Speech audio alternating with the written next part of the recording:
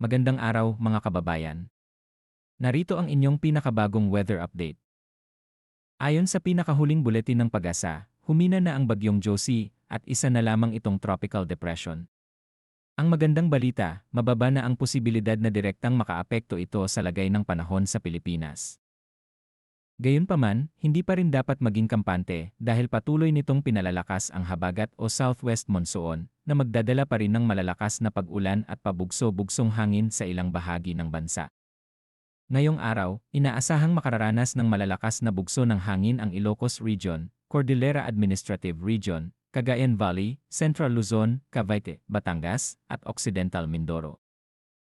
Bukas naman, posibleng maranasan ang malalakas na hangin sa Ilocos Region, Abra, Apayao, Zambales, Bataan, Batanes, at Babuyan Islands. Para naman sa ating mga kababayang mangingisda, nananatiling mapanganib ang kondisyon ng karagatan sa ilang bahagi ng Northern at Western Luzon. Maaaring umabot sa 3 metro ang taas ng alon sa baybayin ng Babuyan Islands, Pangasinan, Ilocos Norte, Ilocos Sur, at La Union.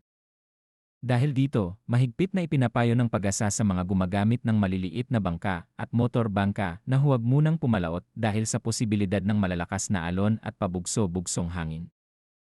Ayon sa forecast ng Pag-asa, inaasahang lalabas na ng Philippine Area of Responsibility o EAR ang Tropical Depression Josie ngayong hapon o gabi.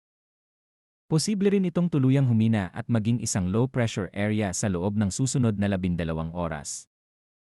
Bilang paalala, kahit humina na ang bagyo, maaari pa ring makaranas ng malalakas na pag-ulan, pagbaha, at pagguho ng lupa sa ilang lugar dahil sa epekto ng habagat.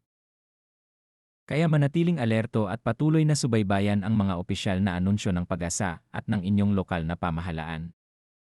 Iyan ang ating pinakahuling weather update.